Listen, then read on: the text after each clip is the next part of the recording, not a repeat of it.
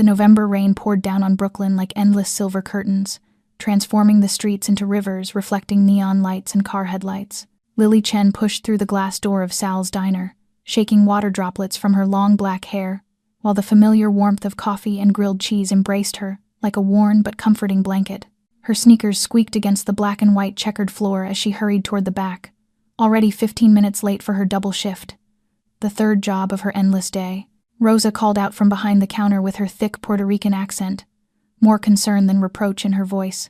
telling her she was late again. Lily responded breathlessly while tying her apron around her waist with the efficiency of someone who had done this thousands of times, explaining that the subway was delayed and she had to stop by the hospital to sign consent forms for her mother's new chemotherapy round, then rush home to give her brother his medication because the temporary caregiver had called in sick. When Rosa asked about May, Lily forced a smile, though the weight on her shoulders seemed to press down harder than ever. The doctors said her mother was responding to treatment, but the medical bills were something she did not want to mention, the numbers that kept her awake night after night. The debt had piled up to over $350,000 for her mother's cancer treatment alone. And then there was Danny, her 19-year-old brother, paralyzed from the waist down after a car accident 2 years ago, needing a $200,000 spinal surgery for any chance of walking again. Over $500,000 in total.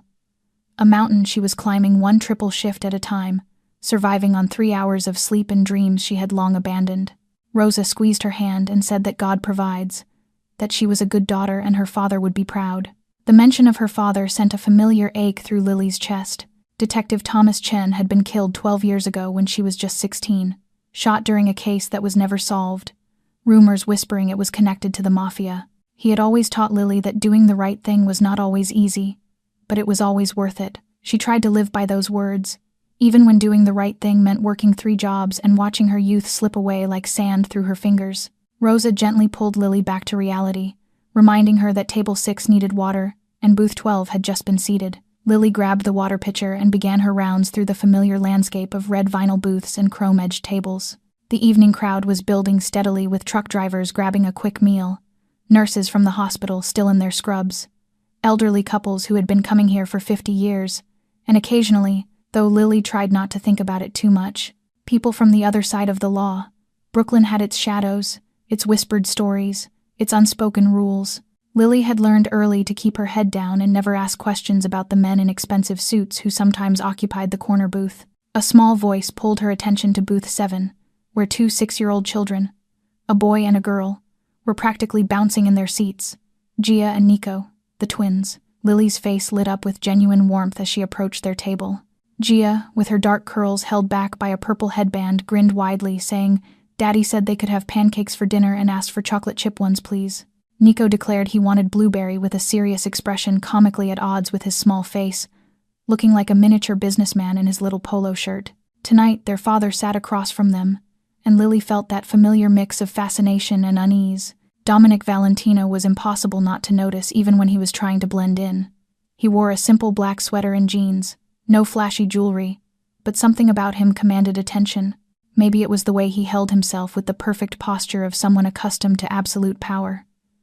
Maybe it was the sharp intelligence in his steel gray eyes, cold as winter, and constantly aware of everything around him. Or maybe it was simply the reputation that preceded him, the whispered stories that floated through Brooklyn's underground.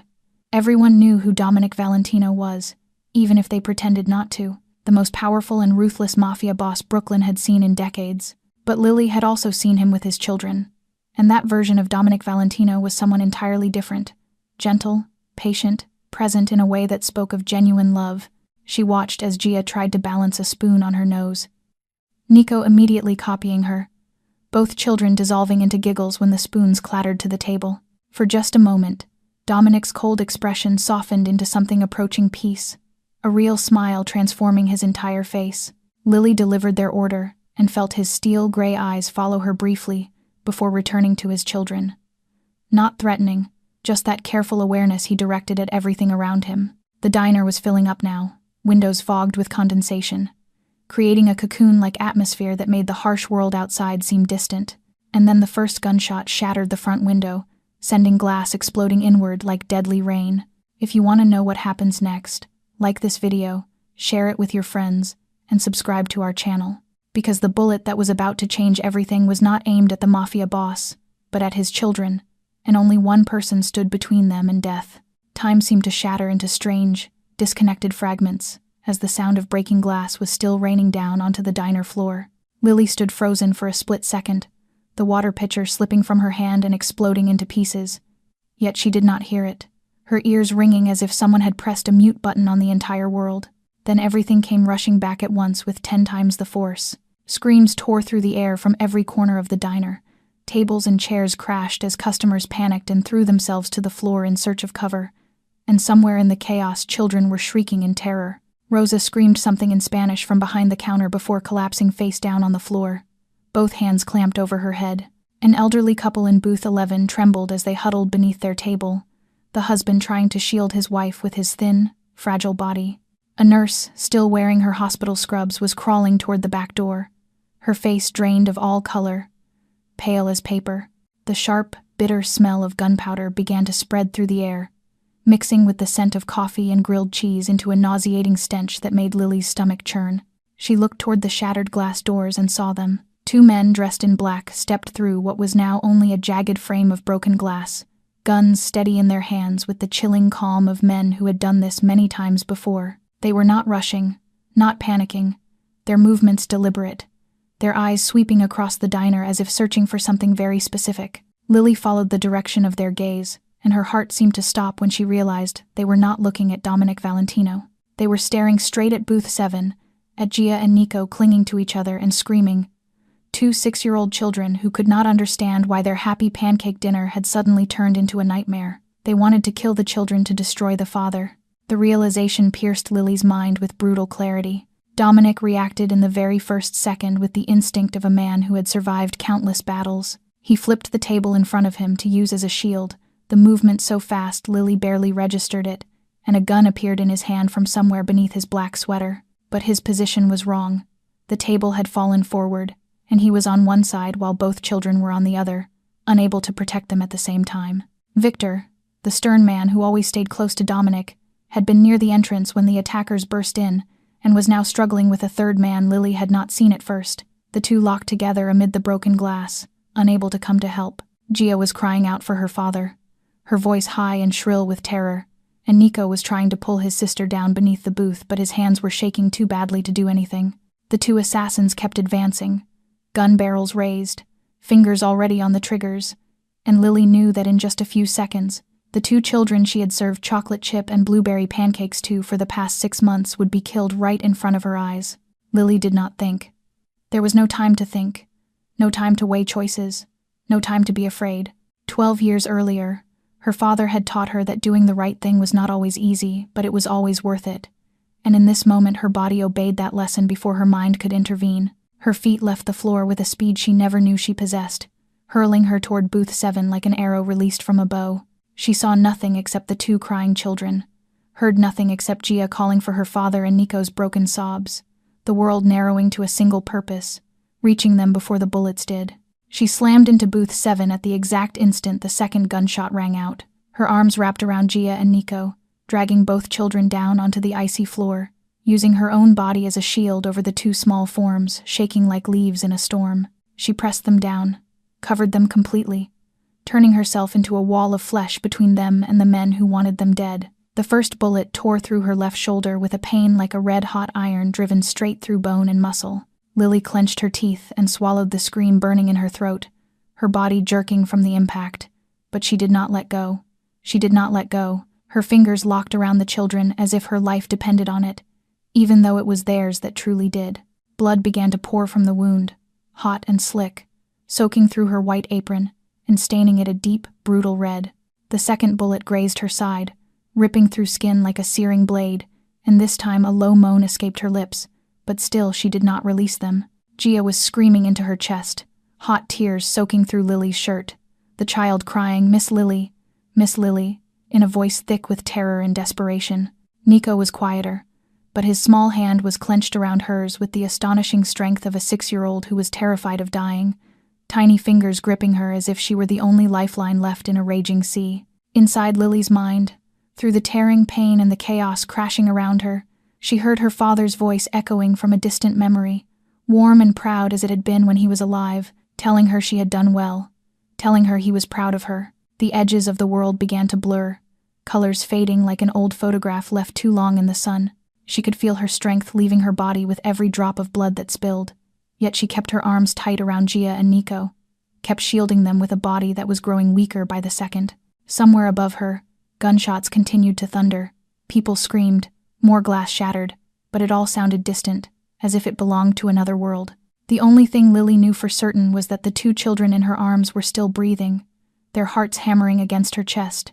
and as long as she could hold them like this, they were still safe. She closed her eyes and prayed for the first time in 12 years,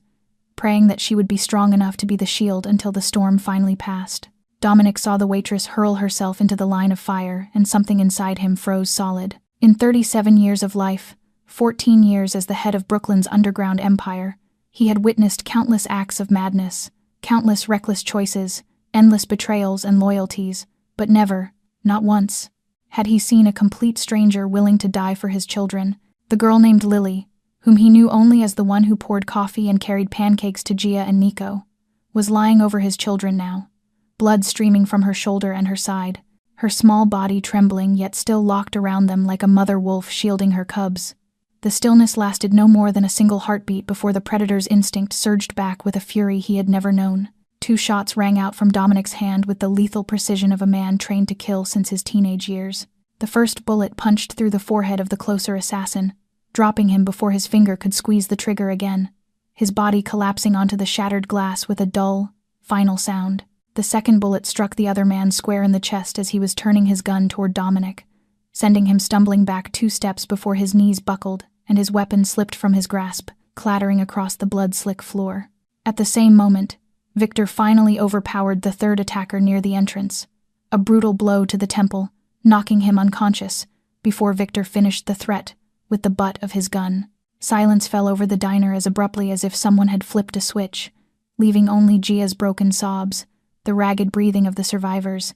and the soft, terrible sound of blood dripping onto the black and white tiled floor. Dominic crossed the diner in 3 long strides, shoving tables and chairs aside as if they weighed nothing, and dropped to his knees beside the bodies on the floor. He gently pried Lily's hands away from Gia and Nico, startled by the strength still locked in fingers that were already growing cold, as though even in unconsciousness she was still trying to protect them. Gia threw herself into his arms, crying "Daddy" in a hoarse voice shredded by fear, and Nico clung to his hand, his face pale but tearless now, watching Lily with eyes far older than his years. Dominic pulled both children close, checked them quickly for injuries, and when he saw that not a single drop of blood marked them, he turned back to the woman who had done the impossible. Lily lay there with her long dark hair spread across the icy floor, her face so pale it was almost translucent, her white apron soaked red from shoulder to hip. Dominic lifted her, cradling her head in his lap, and for the first time in many years his hands were shaking,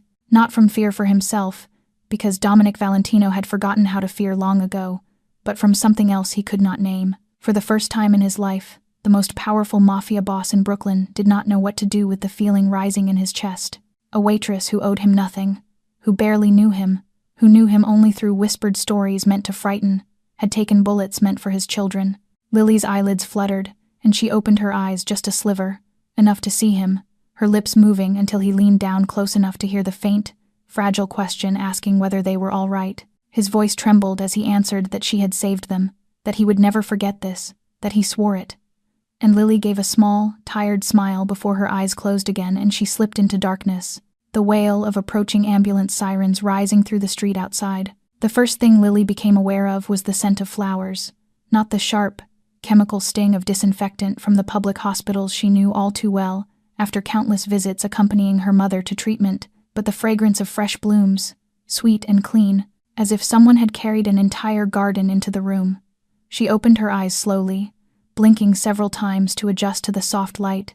and what she saw made her think she was still dreaming. The room was at least 5 times larger than a standard hospital room, with walls painted a warm cream color, wide windows opening onto the Manhattan skyline, curtains of smooth silk fabric, and flowers everywhere. A vase of pure white lilies sat on the table beside her bed. Deep red roses lined the windowsill, and in the corner stood a basket of bright yellow sunflowers like small captured suns. She tried to sit up, and the pain flaring from her left shoulder instantly reminded her that what had happened was no dream. Memory crashed over her like a tidal wave. Gunshots, shattering glass, Gia and Nico screaming, hot blood pouring from her shoulder, and Dominic Valentino's steel-gray eyes fixed on her with something she could not decipher. Panic surged through her as she looked around, her heart pounding wildly while 1,000 questions crowded her mind at once. Where she was, who was paying for this luxurious room, how her mother was, whether anyone was taking care of Danny, how long she had been unconscious, her job, her shift, this month's rent. She reached for the intravenous line, trying to pull it out. She had to go home, had to work, had to earn money. She could not lie here in a room she clearly could never afford even if she worked her entire life. A warm but firm hand closed around her wrist, stopping her, and a low voice spoke from the corner of the room, making her startle. Dominic Valentino rose from an armchair she had not realized was occupied, looking as though he had been there for a long time. His expensive suit was gone, replaced by a black shirt without a tie, his hair slightly disheveled as if he had run his hands through it again and again, faint shadows lying beneath his steel-gray eyes. He came to her bedside and told her, in a steady voice that allowed no argument, that she had been asleep for 2 days. The bullet had been removed, the doctors said she was recovering well, and there would be no permanent damage. Lily opened her mouth to say something about money, about how she could not stay here, but Dominic lifted a hand to stop her and continued. Her mother, May, had been transferred from the public hospital to the best cancer treatment center in the city, with a private nurse on duty 24 hours a day, under the care of top specialists whose appointments could not normally be bought with money. Her younger brother, Danny, had a professional caregiver and was being evaluated by a team of leading neurologists for spinal surgery. Lily shook her head, feeling as though she were drowning in a world that did not follow any rules she understood, and in a voice hoarse from disuse she asked why he was doing all of this. Dominic looked at her in silence for a long moment, his steel-gray eyes no longer cold as she remembered them from the diner, but holding something deeper, something like pain and gratitude and another emotion she did not dare name. He pulled a chair closer and sat beside her bed, telling her that 2 days earlier she had taken 2 bullets meant for his children, that she owed him nothing, did not know him, perhaps even feared him like everyone else in Brooklyn. Yet she had thrown herself into the line of fire for 2 children she had only ever served pancakes to. Every cent of her family's medical debt, more than $550,000, had been paid in full, and he would not accept any refusal, because this was not generosity, it was a debt he would never be able to repay even if he gave up his entire fortune. Lily shook her head so hard that pain shot from her left shoulder down her arm, a brutal reminder of everything that had happened, and she told him in a trembling yet resolute voice that she could not accept this, that it was too much, that she had only done what anyone would have done and she did not deserve any of it. She knew what it meant to accept a debt from a man like Dominic Valentino. She had grown up in Brooklyn long enough to understand that there were no free lunches in the world of men who wore expensive suits and sat in corner booths. Her father had died because of entanglements with men like him, and now she was lying in a hospital bed paid for by the very same kind of man, guilt and gratitude and fear twisting together inside her into a knot she could not untangle. Dominic did not grow angry at her refusal the way she had expected. Instead, he sat in silence for a long moment, watching her with steel-gray eyes that no longer held the cold, ruthless edge she had known only through whispered stories, and he told her in a low, steady voice that this was not an offer she could refuse, not because he was a man accustomed to forcing others, even though that was true, but because she had saved his children with her own blood, and he was repaying a debt, that this was how he lived, how he had been taught to survive in the underworld since childhood. Then he told her about Elena, his wife, the only woman who had ever seen the real man behind the mask of the Mafia boss, who had died 3 years earlier after 2 years fighting a vicious cancer, and on her hospital bed the last thing she had asked of him was to protect Gia and Nico at all costs, to keep them safe in a world full of enemies who wanted to destroy him through the people he loved most, and he had failed. His voice dropped when he said it, almost to a whisper,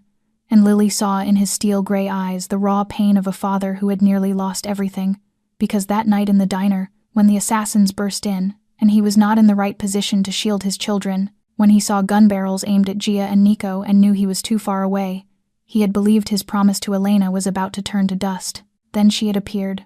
a waitress he had never spoken more than a few sentences to, throwing herself into the line of fire and doing what he could not, keeping the promise for him to the woman he had lost, a debt that could not be measured in money. Tears welled up in Lily's eyes before she could stop them. Not from the pain of her wounds, but from something deeper. From the way he spoke of his wife, of his children, of a promise he had been trying to keep for 3 years. And she saw him then not as the ruthless Mafia boss Brooklyn whispered about in fear, but as a widower trying to raise 2 children in a world determined to destroy them. A father who had nearly lost everything and was looking at her with gratitude so real it almost seemed to have weight. For the first time, she saw the man behind the terrifying reputation. And that man was not a monster. He added that her mother was being treated by the best oncologist on the East Coast, that her brother would undergo surgery by one of the world's leading neurologists, that she no longer needed to work 70 hours a week and sleep 3 hours a night, and that if after all of this she still chose to refuse, he would respect her decision, but he truly hoped she would not. A few days after her conversation with Dominic, when Lily was strong enough to sit up and the doctors allowed visitors, the door to her hospital room burst open and 2 small bodies rushed in like twin whirlwinds of color. Gia charging ahead with her black curly hair tied into 2 little braids and her favorite purple dress. Nico following a step behind with his usual serious expression, though his eyes lit up the moment he saw her, and Gia did not slow down. She climbed straight onto the bed, wrapped her small arms around Lily with astonishing strength, and began to cry, her hot tears soaking through Lily's hospital gown as she sobbed, "Thank you, Miss Lily. Thank you, Miss Lily, for saving us. Thank you, Miss Lily, for not letting the bad people hurt us. I was so scared. I thought Miss Lily was going to die." And Lily held her close, forgetting the pain in her shoulder, forgetting the wound in her side, feeling only the warmth of a child seeking safety in her arms. Nico stood at the foot of the bed, quieter than his sister as always, but his eyes held something deeper than words, and he stepped closer, holding something pressed to his chest, and when he placed it on the bed beside Lily, her heart caught, because it was a drawing made with colored pencils on a sheet of standard A4 paper, the lines clumsy yet filled with the earnest care of a 6-year-old child, showing an angel with long black hair and large white wings spread wide, holding 2 smaller children in her arms. And above it, Nico had written in uneven red letters the words, "Angel Lily." And he spoke softly, shy as if afraid she might not like it, saying, "Daddy said you are our guardian angel, so I drew you. I did not draw very well, but I will draw better when I am bigger." Tears streamed down Lily's face before she realized she was crying, and she reached out and pulled Nico into her embrace along with Gia, holding both children with her uninjured arm, and for the first time in a very long while, she felt that she had done something truly important. Not earning enough money to pay bills, not working enough shifts to buy medicine for her mother, not the small victories she had used to comfort herself for 12 years, but something bigger, something that mattered, something her father would have been proud of, because she had saved 2 lives, 2 innocent children, who did not deserve to be dragged into the violence and hatred of the adult world, and they were here, alive, healthy, holding her as if she were the most important person in the world. Gia lifted her head and looked at Lily with dark eyes still wet with tears, and asked if Miss Lily hurt, saying she was sorry for making Miss Lily get hurt, and Lily smiled through her tears and told her it was not your fault, never your fault. She would do it 1,000,000 times again if she had to. Dominic stood in the doorway, silently watching the scene with steel-gray eyes. Lily could not read, but she could see that something in his posture had changed, the cold wall he kept between himself and the world, showing fine cracks, and through them she glimpsed a man moved by the sight of his children, finding peace in the arms of a stranger. And Nico turned to his father and said in a voice serious beyond his years that, "Daddy, I want Miss Lily to stay with us. I do not want Miss Lily to go," and Gia immediately agreed, bouncing on the bed despite careful reminders about Lily's injuries, declaring that yes, Miss Lily has to stay with us. Miss Lily is our angel, and angels have to stay close to protect us. And Lily looked at the children, then at Dominic, and saw him give a small nod with a faint smile. The first smile she had ever seen him give to someone who was not his child. 1 week after Lily was strong enough to be discharged, Dominic announced in a voice that allowed no argument that she would be staying in his penthouse until the threat had been completely eliminated, because the Castellano family, the ones who had ordered the attack at the diner, were still at large and could strike again at any time, especially against the person who had ruined their plan. And Lily wanted to protest, wanted to say she could take care of herself, but she knew it was not true. Her run-down studio apartment in a Brooklyn slum had no security, no alarm system. Even the door lock had been broken for 3 months, and she had not had the money to fix it. She had nowhere safe to go, and deep down she knew that if men like the Castellanos wanted to find her, they would do so within hours. The sleek black limousine carried Lily to a Manhattan high-rise she had only ever seen in Hollywood films about the rich and famous, a private elevator taking them straight up to the penthouse. And when the doors opened, she felt as though she had stepped into an entirely different world. The vast space framed by floor-to-ceiling windows overlooking a glittering Manhattan skyline, autumn sunlight flooding in and illuminating a living area designed in elegant neutral tones, polished oak floors, soft cream leather sofas, abstract art on the walls that Lily suspected could buy the entire building she used to live in, and a massive crystal chandelier suspended over the living room, casting a gentle glow like thousands of captured stars. And she stood there in her hospital clothes, still faintly smelling of disinfectant, feeling utterly out of place, like an ink stain on pristine white paper. Gia and Nico did not give her much time to feel lost, because the moment she stepped inside, the children ran toward her from somewhere unseen, each grabbing one of her hands and dragging her through the penthouse like the most enthusiastic tour guides imaginable. Gia chattering proudly about every room. "This is our playroom. This is the kitchen where Chef Marco makes my favorite food. This is the balcony where Daddy stands and looks at the city every night. And this is Miss Lily's room right next to ours, so Miss Lily can read to us every night." While Nico was quieter but did not let go of her hand, leading her with the seriousness of someone carrying out the most important mission of his life. The bedroom prepared for her was 5 times larger than her old studio apartment, with a king-size bed dressed in crisp white linens, a walk-in closet, and a private bathroom with a jacuzzi tub she had never dared to dream of. Dominic appeared after the children had finished their tour, leaning against her doorway with his familiar, unreadable expression and telling her he had a proposal, that Gia and Nico needed someone to care for them, a good woman in their lives since Elena had passed away, and he wanted Lily to take on that role, not as a maid, not as a nanny, but as a tutor and companion, generously paid with all living expenses covered, someone who would teach them, play with them, read to them, and most importantly give them the affection of a woman they had been missing for 3 years. Lily looked down at Gia, clutching her hand with eyes full of hope, looked at Nico trying to maintain his composure, while excitement shone unmistakably through, and she knew her answer before she had time to think, and when she nodded, the radiant smiles on the children's faces were a reward greater than any sum of money Dominic could have offered. The weeks that followed passed like a dream Lily scarcely dared to believe was real. Each morning she woke in a room flooded with sunlight filtering through sheer silk curtains, and it took her a few moments to remember that she was no longer in the damp studio apartment filled with the groan of rusted pipes and the sound of neighbors shouting through thin walls, because instead she heard Gia's soft giggles echoing down the hallway and the quick patter of Nico's small footsteps running back and forth, as if he could not wait one more second for her to wake up, and breakfast became a sacred ritual for the 3 of them, not in the formal dining room with its long table set for 12, but at the small kitchen table by the window overlooking Central Park, where Lily cooked pancakes for the children, chocolate chip for Gia, and blueberry for Nico, exactly the way they used to order them at Sal's diner, and their delighted cheers each time she set the plates down made her feel richer than any billionaire. Mornings after breakfast were for lessons, and Lily surprised herself by discovering that she was truly good at it, teaching Gia to read by turning every book into a small play with different voices for each character, making the little girl laugh until she begged for one more chapter, and then another, until they lost track of time.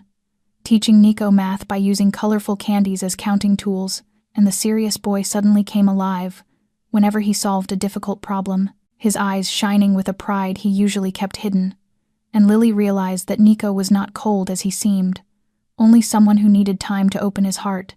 and once he trusted someone, he gave them the purest love only a child could offer. In the afternoons, under the discreet protection of a security team whose presence Lily barely noticed, she took the children to the park, where Gia ran across the grass like a small, vibrant butterfly, shouting for Lily to look at what she could do each time she tried something new, from swinging higher to climbing the slide without help, while Nico preferred to sit on a bench and draw, his sketchbook and colored pencils never leaving his hands as he captured everything he saw with the astonishing focus of a miniature artist. And one afternoon he handed Lily a drawing of 3 people sitting on a park bench, a woman with long black hair in the middle and 2 children on either side, with the uneven handwritten word family beneath it. And Lily had to turn away so the children would not see her cry. Evenings were Lily's favorite time of all. After dinner and baths, she sat in the middle of the large bed in the children's room with Gia curled against her left side and Nico against her right, reading fairy tales until their breathing slowed and their eyes drifted shut. Gia loving stories of princesses and castles, while Nico preferred knights and dragons. So Lily chose books that held both and turned her voice into an orchestra of sounds for every character, and sometimes when she finished a chapter and looked down, she found Gia already asleep with her thumb in her mouth, and Nico fighting to keep his eyes open just to hear a little more, and she gently freed their hands, tucked the blankets around them, kissed each of their foreheads, and as she stepped out of the room, she realized that for the first time in 12 years, she was not worrying about money, not counting every coin, not calculating which meal she would skip that day, because for the first time she had time to breathe, to live, and to love without having to measure the cost. The relationship between Lily and Dominic began to shift in subtle ways she did not fully notice until the change had already taken root, because each night after the children fell, sound asleep, Dominic made a habit of stopping by their room to check on them, and more often than not, he would find Lily just stepping out with a fairy tale book still in her hands. And at first, they exchanged only a few brief, polite sentences about how the children had been that day, whether Gia had studied well, whether Nico had drawn another picture, the careful questions and answers of two people who did not yet truly know one another, until one night, when Lily could not sleep because the wound in her shoulder ached as the weather shifted, and she stepped out onto the balcony in search of fresh air, where Dominic was already standing, leaning against the railing, and looking out over the glittering sprawl of Manhattan below with a glass of whiskey in his hand. And when he turned toward her, he did not ask why she was there, but quietly poured her a glass of water and pulled out the chair beside him, inviting her to sit. That night, for the first time, they talked about something other than the children or practical matters, and Dominic told her about Elena, about the medical student he had met in a cafe near her university when he was a man in his early 20s, trying to escape the shadow of his family, how Elena knew exactly who he was and what his family did, yet still saw something in him no one else had ever seen, something worth saving,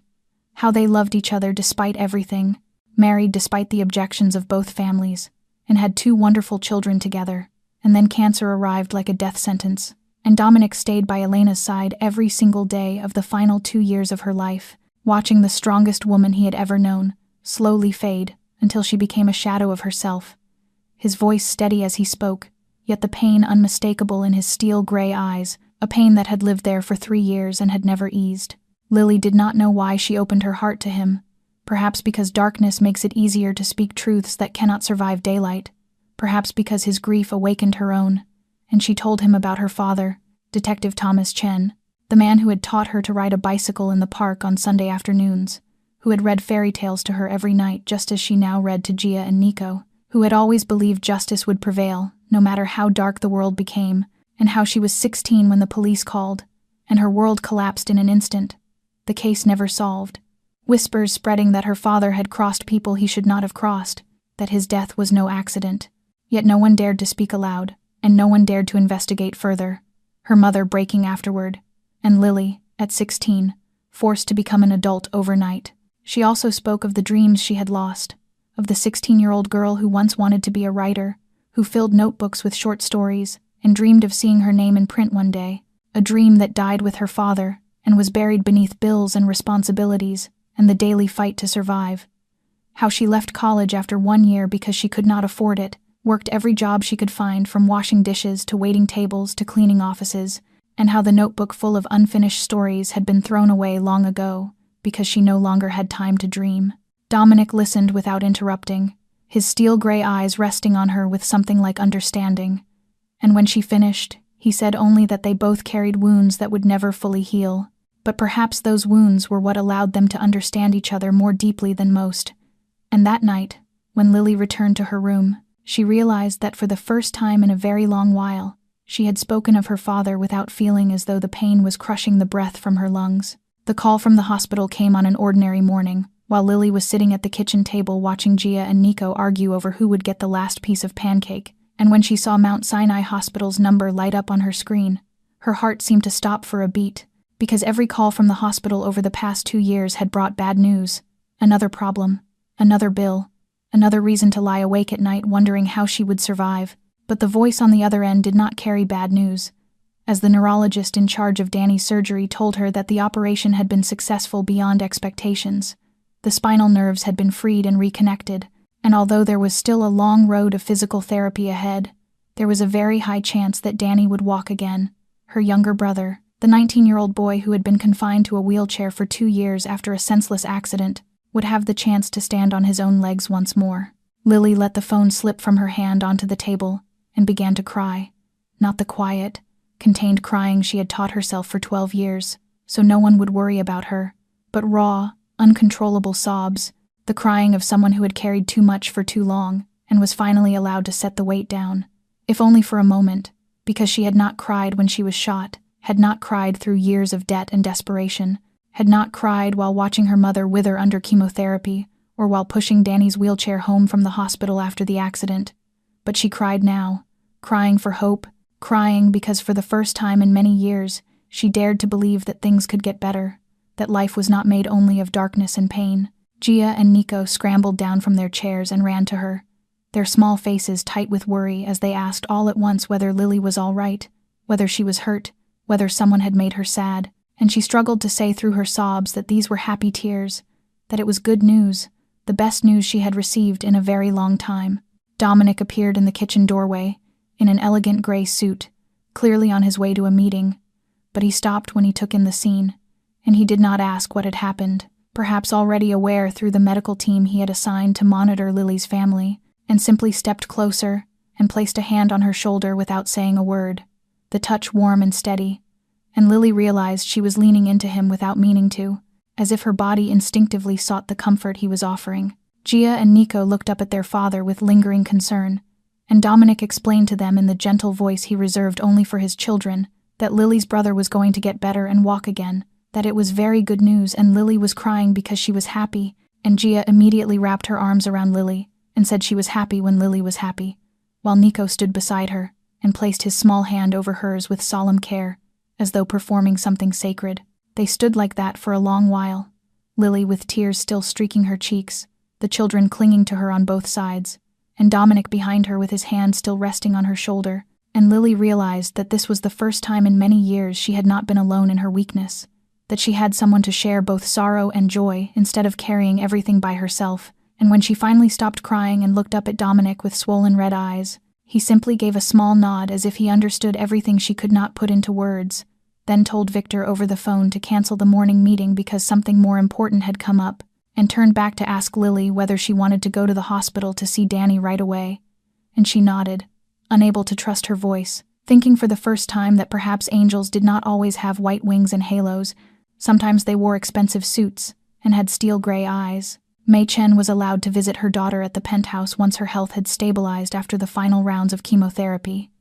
and Lily stood by the elevator doors waiting for her mother with her heart racing, uncertain what her mother would think upon seeing her daughter living in the luxurious penthouse of a Mafia boss, uncertain how she would react when she learned who was paying for her cancer treatment, and when the elevator doors opened and Mei stepped out with the support of a nurse, Lily had to fight back tears at the sight of her, because her mother was much thinner than the last time Lily had seen her before the diner attack, her hair almost completely gone after chemotherapy, and now covered with a pale blue silk scarf. Yet her eyes were still bright, and the smile she gave her daughter was as warm as it had always been, and Lily hugged her gently, as if afraid she might break, while Mei patted her back as though Lily were still the 16-year-old girl who had once cried in her arms after losing her father. Mei looked around the penthouse with undisguised astonishment. From the soaring ceilings crowned with a crystal chandelier to the glass walls opening onto the full sweep of Manhattan, and she fell silent for a long moment, while Lily could almost see the thousands of questions turning in her mother's mind, the countless worries no mother could avoid when she saw her child living in a world of power and danger. And then Gia and Nico ran out to greet her with the unfiltered enthusiasm of children, Gia proudly announcing that Lily teaches her to read very well, Grandma, while Nico bowed politely and handed Mei a drawing he had made especially as a gift for Lily's mother, and Mei knelt to hug them both with the gentle smile only grandmothers seem to possess, and Lily saw her mother's eyes light up as she watched how the children clung to her, how they spoke Lily's name with open affection. Dominic appeared to greet Mei with flawless courtesy, dipping his head slightly and telling her he was pleased to meet her, that Lily had spoken often of her, that she had an extraordinary daughter, and Lily noticed the way her mother studied Dominic, the eyes of a 56-year-old woman who had endured too much loss, sweeping over him with the quiet, razor-sharp assessment of a mother measuring a man who might shape her daughter's life. And then Mei saw what Lily herself had not yet dared to admit, because when Dominic turned back to ask Lily whether her mother needed to rest, His gaze lingered on Lily for a second longer than necessary, and in that second, there was something softer than social politeness, something that looked like genuine concern, as if he were checking that she was all right before attending to anything else.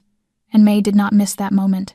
and Lily saw her mother's eyebrow lift just slightly. After Dominic excused himself for work, and the children were led away by the housekeeper to give the two women privacy, May took Lily's hand and drew her down onto the sofa by the window, studying her daughter in silence for a long time. And when she finally spoke, her voice was gentle, but carried the weight of a woman who had lost her husband because of men like Dominic Valentino, asking what her daughter was doing here, with these people, and Lily told her everything. About the attack, about saving the children, about Dominic's offer, about the new life she was living. And May listened without interruption, tightening her grip on Lily's hand when she finished, and saying that she had seen the way he looked at her, and more importantly, she had seen the way Lily looked at him. And Lily wanted to deny it, but found no words, because deep down she knew her mother was right even if she was not ready to admit it, and May sighed and told her to be careful, but that she trusted her daughter's judgment, that her father would want her to be happy wherever she found happiness, as long as she remembered that not everything that glitters is gold, and not all darkness is made of monsters. In the nights following her mother's visit, Lily lay awake for hours staring at the ceiling of the luxurious room,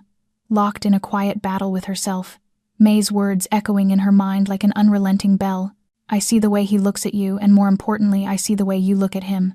And she could no longer deny it, could no longer pretend that her heart did not beat faster every time Dominic entered a room, could not ignore the way she searched for him in a crowd, or waited for those late-night conversations on the balcony, because she was falling in love with Dominic Valentino, the most powerful Mafia boss in Brooklyn, the man whose name was whispered in fear throughout the underworld, and the realization made her feel as though she were betraying her father's memory. Thomas Chen had spent his entire life fighting men like Dominic, had died while investigating the crimes committed by Mafia families like the Valentinos, the smuggling and money laundering and violence he believed were rotting Brooklyn from the inside out, and now his daughter was living in the home of that very kind of man, caring for their children, cooking their breakfasts, and worst of all, beginning to feel something for him. And Lily wondered what her father would think if he could see her now, whether he would be disappointed, whether he would feel betrayed, whether he would still be proud of her as Rosa once said he had been. And those questions burrowed into her mind night after night, denying her peace even in sleep. One afternoon, as Lily was walking the children through the park near the penthouse, Victor appeared beside her with the silent step of a wildcat, making her start despite her growing familiarity with the security team, and the 45-year-old man rarely spoke to her beyond brief professional exchanges, so when he asked to speak privately, she knew this was no ordinary conversation. And as he watched Gia and Nico playing on the swings a short distance away, he told her in a low, careful voice that she was changing Dominic. And when Lily did not understand, he explained that in 14 years of working for him, he had never seen his boss smile so often, had never seen him cancel meetings for personal reasons, had never seen him look at anyone the way he looked at her, not even Elena. But Victor did not stop there, because he went on to say that he did not know whether what she was doing with Dominic was good or bad, that he had no authority to judge, but she needed to understand that their world was not kind to soft hearts, that she had seen what happened at the diner, and that it was not a rare incident, but the life Dominic faced every day, and anyone who stood beside him faced it as well, and if she stepped into that world with a tender heart, it would crush her. And Victor made it clear he was not threatening her, but speaking out of respect for what she had done for the children, because he did not want to see her hurt again, this time in a way no doctor could ever heal. Rosa called her later that night from Sal's diner, her voice tight with worry as she said that rumors were spreading all over Brooklyn, that people were talking about the waitress who had saved Valentino's children and was now living in his penthouse, that Lily was playing with fire. And Lily did not know what to say to Rosa, to Victor, or to herself, because in truth she did not know what she was doing either. 1 week after her conversation with Victor, Lily still could not sleep. The warnings from him, from Rosa, from her mother circling endlessly in her mind like relentless waves, and she found herself standing on the balcony at 2 a.m, gazing out over Manhattan glittering below like an endless carpet of diamonds. And she was not surprised to hear footsteps behind her, because sleepless nights had taught her that Dominic too was a man who found no peace in sleep, and this balcony had become an unspoken meeting place for two lonely souls. And he stood beside her without speaking for a long while, simply looking toward the horizon with steel-gray eyes carrying the weight of secrets she did not dare ask about. until he began to speak without turning back, his low voice blending with the night wind, telling her something he had shared with no one but his lawyer, that he was working to transition everything into legitimate business, real estate, restaurants, investments, quietly building a clean empire alongside the underworld one he had inherited,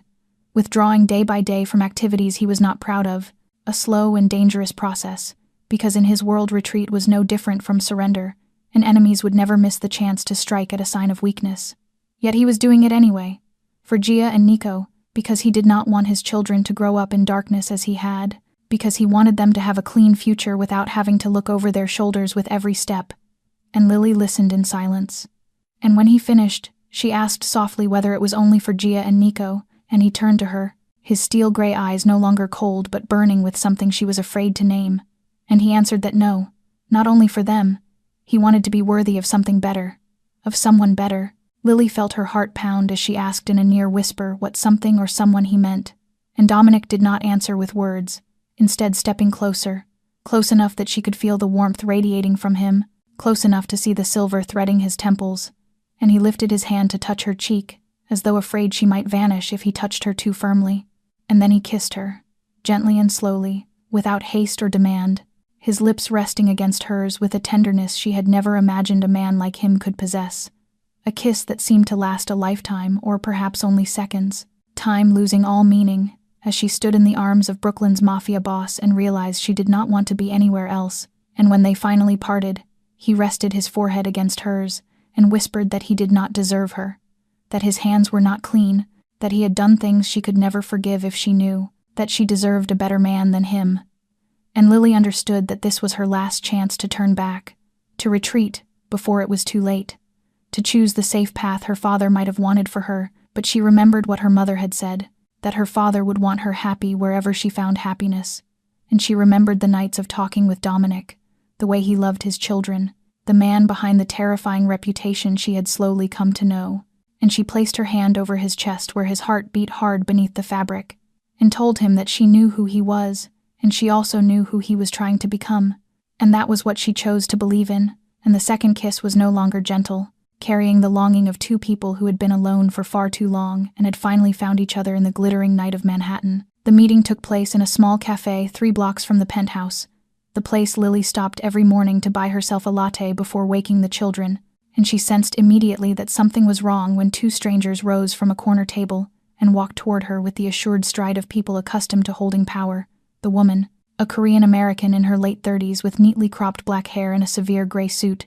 introducing herself as Special Agent Catherine Park, while the rugged man beside her, about 45 years old with a weathered face and razor-sharp eyes, was Special Agent David Morrison, and they invited Lily to sit in voices that were polite, yet left no room for refusal. And when Lily glanced around for Dominic's security detail, Park offered a faint smile and said they had arranged for the meeting to proceed without interruption. They knew everything about her. Park began by calmly reciting details Lily never imagined the FBI would care about regarding an ordinary waitress, that she was the daughter of Detective Thomas Chen, who had died 12 years earlier in a case that was never solved, that she was living with Dominic Valentino, the most powerful mafia boss in Brooklyn,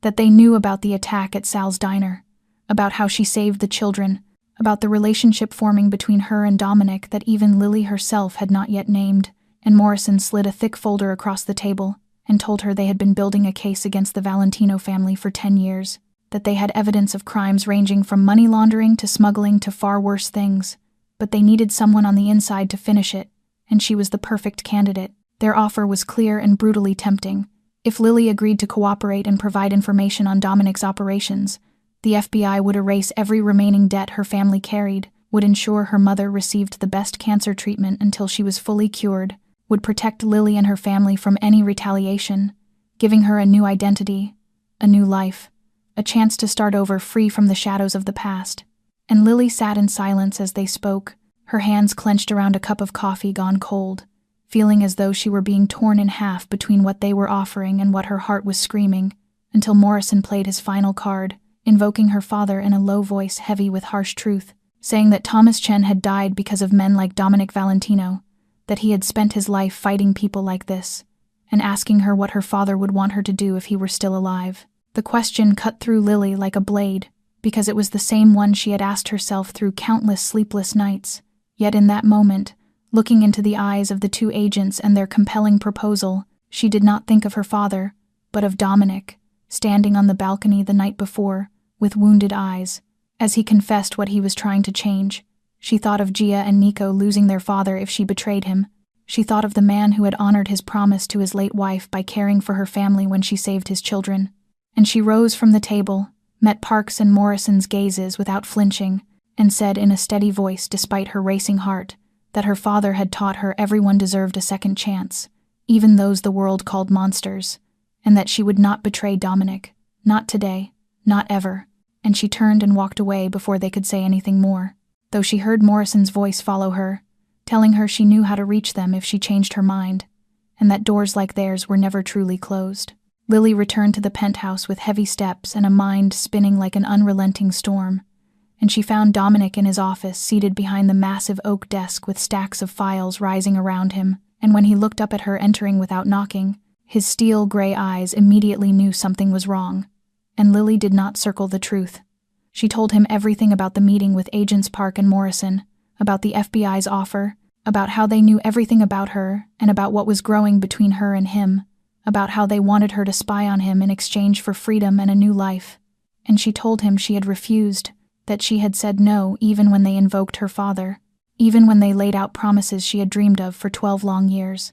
And Dominic listened without interrupting, his face unreadable like carved stone, and when she finished, the silence between them was so heavy it seemed to have physical weight. Then Lily said the thing she had been holding back since she stepped out of the cafe, that she had turned down the FBI because she believed in him, because she believed what he had told her on the balcony that night, but that she needed the truth, the whole truth, not selected fragments but everything, because she needed to know what she was protecting. And Dominic stood and walked to the window, turning his back to her for a long moment, as if weighing how much trust he could place in her, and then he began to speak, telling her about the Valentino family, about an empire built 3 generations earlier on blood and violence and deals made in shadow, telling her about his father, assassinated when Dominic was 23, and about how he had been thrown into the role of boss without preparation or choice, given only the command from the family elders that he either take control or watch the entire empire collapse and drag everyone he loved down with it. 14 years, Dominic said in a low voice heavy with time. 14 years he had maintained and expanded the empire he inherited, making decisions he was not proud of, decisions that stole his sleep night after night, decisions he knew he could never erase no matter what he did. And he did not deny what the FBI had in their files, did not try to paint himself as a victim or a hero. He simply told the truth as it was, ugly and guilty and unforgivable by the standards of any court in the world. But he also spoke of Elena, of how she had seen something in him worth saving, of the promise he had sworn at her hospital bed that he would give their children a different future, and of the transformation he had been quietly carrying out for 3 years. He turned back to Lily with eyes that hid nothing now, and told her he would understand if she chose to leave after everything she had heard, that he would not stop her, that he would still ensure her family was cared for because that debt stood apart from everything else. But if she stayed, she needed to know that the road ahead would not be easy, that changing an empire could not happen overnight, that there would be enemies and danger and nights when he would not know whether they would live to see morning. And Lily stepped closer, placed both hands over his chest where his heart beat hard beneath the fabric of his shirt, and told him she was not asking him to become a saint, she was asking him to keep trying to be better. And if he truly wanted to change, he could not do it halfway. He had to choose a different future for Gia and Nico, for himself, for her, for all of them. The bad news arrived on an ordinary morning like so many others. While Lily was preparing breakfast for Gia and Nico with a smile on her face and soft music playing from the kitchen speakers, and Dominic's phone rang with the urgent tone she had learned to recognize after weeks in the penthouse. And the instant she saw his expression change from calm to something frozen and rigid as stone, she knew something terrible had happened. And Dominic moved quickly to her, gripping her shoulders with hands she could feel trembling slightly as he told her, in a voice struggling to stay steady, that her mother had vanished from the hospital. That security footage showed 2 men disguised as medical staff wheeling Mei Chen out of her room at 4 a.m, pushing her through the service exit and loading her into an unmarked black van, and that the night nurse had been knocked unconscious and locked in a supply room, unnoticed until the morning shift began. Lily's world collapsed in that instant, and she heard herself screaming as if from very far away, heard dishes shatter across the kitchen floor, heard Gia and Nico calling her name in panic, yet it all felt distant, as if happening in another world. Because her mother, the woman who had fought cancer for years, who had lost her husband and still raised 2 children, who had only just begun to hope for recovery, was now in the hands of people willing to murder children for revenge. And Lily crumpled to the floor, clutching her head, losing control completely for the first time as she sobbed and screamed that they had taken her mother, repeating it over and over like a broken record that would not stop, while Victor swiftly ushered Gia and Nico out of the kitchen before they could see more, and Dominic dropped to his knees beside her, pulling her into his arms with a force that felt as though he were trying to hold her back from the abyss opening beneath her. Dominic's phone vibrated with a new message, and as he read it, his jaw clenched so hard Lily could hear his teeth grind together. The message from the Castellano family, brief and cruel in the way of men long accustomed to violence, demanding his cooperation in exchange for Chen's safety, insisting that Dominic withdraw completely from Brooklyn, surrender his territory and control, and present himself as a defeated man before the entire underworld, the price they demanded for the life of an innocent woman whose only connection to the war was being the mother of the girl who had dared to stand in their way.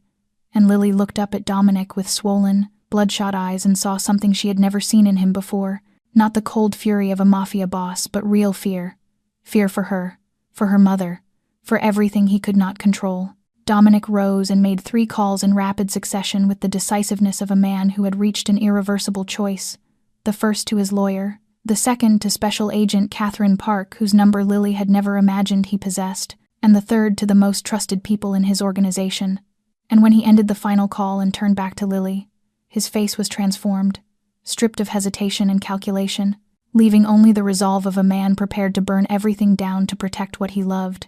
And he told her that he was finished playing these games, that he had tried to change slowly to avoid chaos. But Castellano had denied him that chance, that if the FBI wanted cooperation, they would have it on his terms, and he knelt before her, taking her hands and promising in a voice that did not tremble, though Lily could see the storm raging in his eyes, that he would bring her mother back, no matter the cost. The meeting took place in a drab federal conference room washed in cold fluorescent light,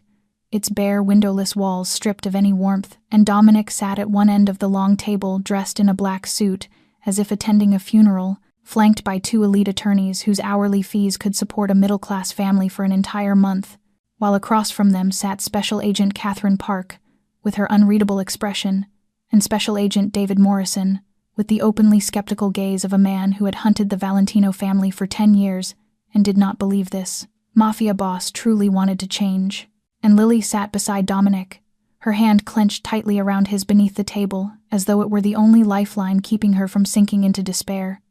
The tension in the room so dense it felt almost tangible. Dominic began by sliding a small USB drive across the table toward Park, and saying in a low, steady voice that it contained everything they needed to bring down the Castellano family: warehouse locations, shipping schedules, bank accounts, names and roles of every senior member, and most importantly, proof that they were behind the attack at Sal's diner and the kidnapping of Mei Chen. And he made it clear from the outset that he would not provide information on his own people, that he was not a traitor who sold out those who had stood by him for years. But the Castellanos were not his people. They were enemies who had tried to murder his children, and were now holding the mother of the woman he loved, and he was willing to watch them burn without a shred of regret. Morrison picked up the USB with lingering doubt and asked what Dominic wanted in return. In return, Dominic wanted 3 things, and he listed them with the calm tone of a man reciting an ordinary grocery list. First, that Mei Chen be rescued safely within 24 hours, without negotiation or delay. Second, full immunity from prosecution for himself and his family for all past activities. A clean slate that would allow him to start over without legal shadows following him. And third, complete protection for Lily Chen, her family, and his children against any retaliation that might follow once the information became public. Park and Morrison exchanged a look, and Lily could see them weighing the offer, calculating whether what Dominic was placing on the table justified the cost. And then Park slowly nodded and said they needed time to verify the information and obtain formal approval from their superiors. But she could unofficially commit that if the contents of the USB were real, they had a deal. Dominic was not satisfied and rose from his chair with an icy expression, stating that they did not have time for bureaucracy, that Lily's mother was in the hands of killers, and every passing hour increased the risk to her life. And he demanded an answer now, in that room, warning that if the FBI could not decide, he would handle the Castellanos himself according to the rules of the underworld, and they would lose their chance at everything he was offering. Park studied him in silence, then took out her phone and stepped outside, and the longest 15 minutes of Lily's life passed without a word, the ticking wall clock sounding like a countdown to catastrophe, until Park returned, nodded once to Morrison, and said the two words Lily would remember forever: "They agree." And Dominic squeezed Lily's hand beneath the table as she realized this was the moment everything changed, the moment he formally ended his life as a mafia boss and began an entirely new chapter. The information Dominic provided led to the largest FBI raid Brooklyn had seen in 20 years. And exactly 18 hours after the meeting in the federal conference room, a SWAT team of 50 agents surrounded an abandoned warehouse on the outskirts of the city where the Castellanos were holding Mei Chen, while Lily watched the operation through a live feed at the FBI office with her hands clenched so tightly her nails bit into her palms and left red marks, and Dominic stood beside her like a stone statue, his steel-gray eyes never leaving the screen for even a second. And when gunfire erupted through the sound system and agents stormed the building, Lily stopped breathing, praying to whatever force might be listening that her mother was still alive, that they were not too late, that the woman who had given her life would be returned to her. And 12 suffocating minutes passed before the voice of the commanding agent crackled through the radio, saying the hostage is secure. Repeat, the hostage is secure. Lily collapsed into a chair and wept,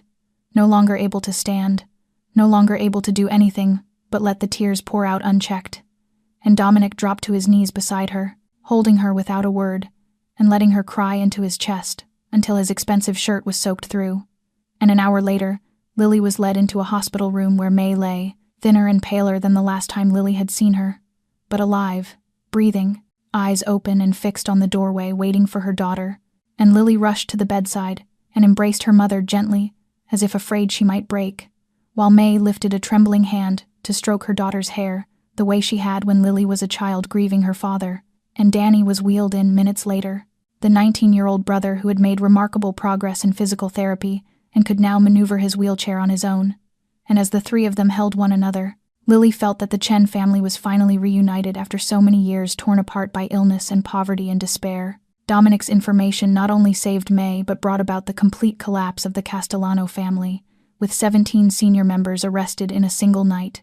including Marco Castellano, the boss who had ordered the attack at Sal's diner and the kidnapping of Mei, millions of dollars in assets frozen, dozens of warehouses raided, and a criminal empire that had dominated Brooklyn for 3 decades, reduced to nothing in the span of a week, and the news spread through the underworld like wildfire. Everyone knowing that Dominic Valentino had cooperated with the FBI, that the most powerful boss in Brooklyn had chosen the side of the law over the side of darkness. And some called him a traitor, others a coward, but no one dared say it aloud because Victor and the security team were still there, and Dominic Valentino, though he had left the underworld, remained a man no one wished to make an enemy of. Dominic formally withdrew from all activities connected to the empire he had inherited,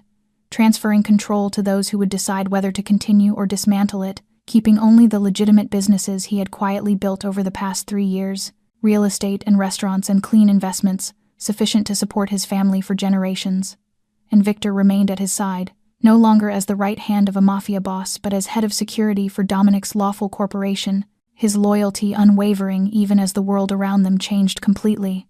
And when Lily asked Dominic whether he regretted it, whether he missed his old life, he looked at her with steel-gray eyes now far warmer than they had been the day they met at Sal's diner, and said he regretted only one thing, that he had not done this sooner, before Elena died, before Lily took bullets meant for his children, before her mother was dragged into a war she had never wanted to fight. 6 months after the events that changed all of their lives, Lily stood in the doorway of a newly opened restaurant in the heart of Brooklyn, with a fullness of happiness she had once believed she would never feel, the wooden sign above the entrance carved from solid oak bearing the name Thomas's, chosen in honor of her father, Detective Thomas Chen, the man who taught her that doing the right thing was never easy but always worth it. And inside the restaurant, mounted with quiet reverence on the wall near the register, hung a photograph of her father in his police uniform, his warm smile unchanged by time, and every time Lily looked at it she felt as though he were watching over her, nodding in approval of the path she had chosen, while Rosa stood in the kitchen as head chef, the Puerto Rican woman who had turned down offers from major restaurants to be here, where she could cook with her whole heart and be surrounded by people she loved like family. May sat at a table by the window overlooking the street, her face brighter than it had been in years. After completing her final round of treatment and being declared cancer-free by her doctors, her hair beginning to grow back into a soft black and silver down, her eyes lighting up each time she saw her daughter pass by with a tray or stop to chat with a guest. And Danny sat beside her, not in a wheelchair as he had been 6 months earlier, but in a regular chair, his legs steadily recovering after months of relentless physical therapy, doctors saying that within a year he would likely walk on his own without assistance, and he was sketching in his notebook, a drawing meant as a grand opening gift for his sister, showing the whole family standing in front of the restaurant with radiant smiles. Gia and Nico darted around the dining room like two energetic butterflies, greeting each guest with the politeness Lily had taught them and the natural enthusiasm of children, Gia proudly telling everyone that this was Mommy's restaurant, and every time Lily heard the word, her heart tightened with joy, remembering the night Dominic had formally asked her if the children could call her mother, remembering how he had knelt in front of her holding her hands with steel-gray eyes trembling with emotion, remembering how she had cried and nodded because there were no words for what she felt, while Nico was quieter but always found ways to stay close to Lily, leaving his drawings on her desk like silent offerings. His love unspoken, yet so deep she felt it in every small gesture. Dominic came to stand beside her once the crowd had settled, looking at her with steel-gray eyes now warm as spring sunlight, and on Lily's hand gleamed a simple engagement ring with a small diamond, understated and unshowy, nothing more than a promise of forever between two people who had found each other through storm and fire. And when Dominic asked if she was happy, Lily looked around at the life they had built together, at her mother laughing with Danny, at Gia and Nico arguing over who would carry bread to a table, at Rosa singing a Puerto Rican song in the kitchen,